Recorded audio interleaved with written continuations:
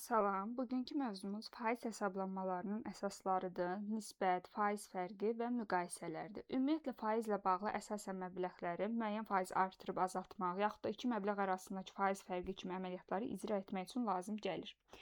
Ümumi olaraq qeyd edə bilərik ki, aşağıda, yəni hansı ki bu 6 dənə versiya var, qeyd etdiyimiz nümunələrdə Excel-də lazım ola biləcək bütün faiz hesablamalarını icra edə bilərsiniz.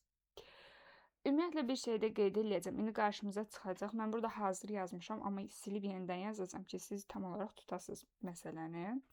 Əməliyyatları yerinə yetirərkən ümumiyyətlə home menüsü var, hansı ki burada, yəni başlanğıc deyirik biz buna. İngiliscə home. Ədəd, yəni number formatı diqqət edirik. Bəzən tapmaq istədiyimiz cavab ədədsə number, faizsə percentage olmalıdır. Bunu buradan düzləndirəcəyik buradan. Hansı ki, burada var valyuta, maliyyə, qısa tarix, uzun tarix və s. kimi yaza bilərik. Keçək birinciyə. Ümumiyyətlə, məbləğin müəyyən faizini tapmaq üçün biz nə edirik? Bizə verilib məbləğ 550. 550-nin 12 faizini bizdən istəyir. Burada necə tapırıq? Vurma ilə təbii ki də. Bu beyik ki, məbləğimizi götürüb vururuq faizə, vurma işarəsini görürsünüz. Faizə vururuq və cavabımızı tapırıq. Eyni şeyi burada tətbiq edirik. Gəlin yazaq. Deməli, bu hissəni götürüb vururam faizinə. Mənə verir nəticə 66. Yəni 550-nin 12 faizi 66 deməkdir. İkinci olaraq nədir? İllər arasındakı artım faizini hesablamaq. Məsələn, 2025-də deyək ki, işçi alırdı 5500 maaş, 2026-da alır 6700 maaş. Bunun əmək haqqındakı neçə faiz fərq var? Gəlin onu tapaq. Necə tapırıq bunu ümumiyyətlə? Son olan, yəni 2026-nı bölürük həmişə 2025-ə. 2025, yəni 2025-ə bölmürük. 2025-dən 1 çıxıb bölürük. Cavabı tapırıq 22%. 22%, yəni fərq var bunların arasında. Digərinə də bunu tətbiq edirik. Üçüncü nədir? Məbləği müəyyən faiz dərəcəsi azaltmaq deməkdir.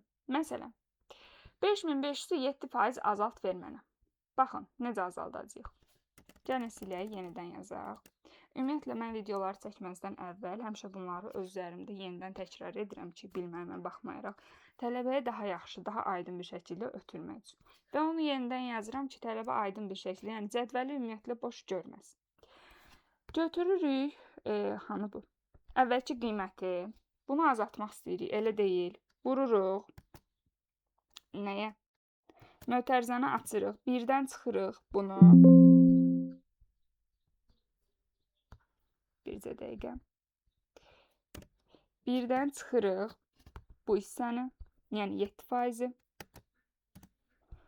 Biz 5500-ü 7% azaltdıq, 5115 verdi. Həqiqətən də 5500-ün 7%-ni tapsaq, 5500-dən həmin cavabı çıxsaq, 5115 verəcək. Bunu istəsəz, yəni onlara belə düsturun düzgünlüyünü yoxlamaq istəyirsə, bu şəkildə də hesablaya bilərsiniz. Keçirik nisbətə. Burada nə var? Nisbət nədir? Bir məbləğ digərinin neçə faizini təşkil etdiyini tapmaq üçün, yəni ilkin dəyəri ikincisinə bölürük. Baxın, bu dəyəri götürüb ikincisinə bölürük. 2025-də 5500 işçinin maaşı, yaxud da məhsulun qiyməti.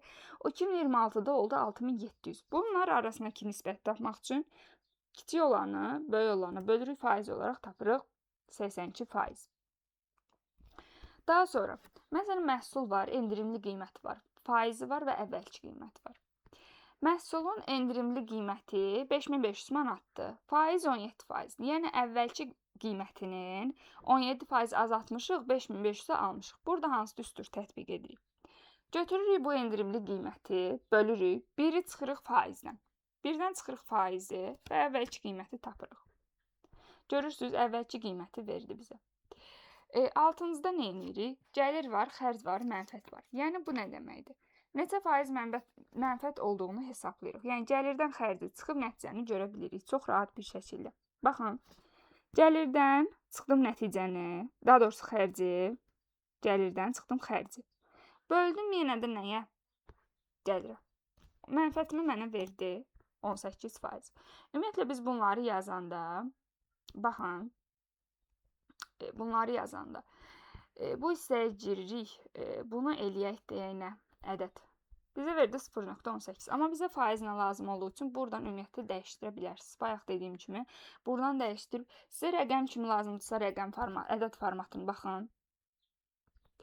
Seçə bilərsiniz. Manat kimi lazımdırsa, məsələn, buradan gəlirsiniz, Azərbaycan manat kimi seçirsiniz. Faiz lazımdırsa, percentage, burada faiz işarəsi var. Bu şəkildə seçib düzləndirirsiniz. Yəni, bəzən aldığımız cavabda, məsələn, deyək, çox uzun bir rəqəm alınır. Amma siz onu düzgün bir şəkildə yönləndirdikdə faizə də çevirə bilərsiniz, tarixə də çevirə bilərsiniz, rəqəmə də çevirə bilərsiniz.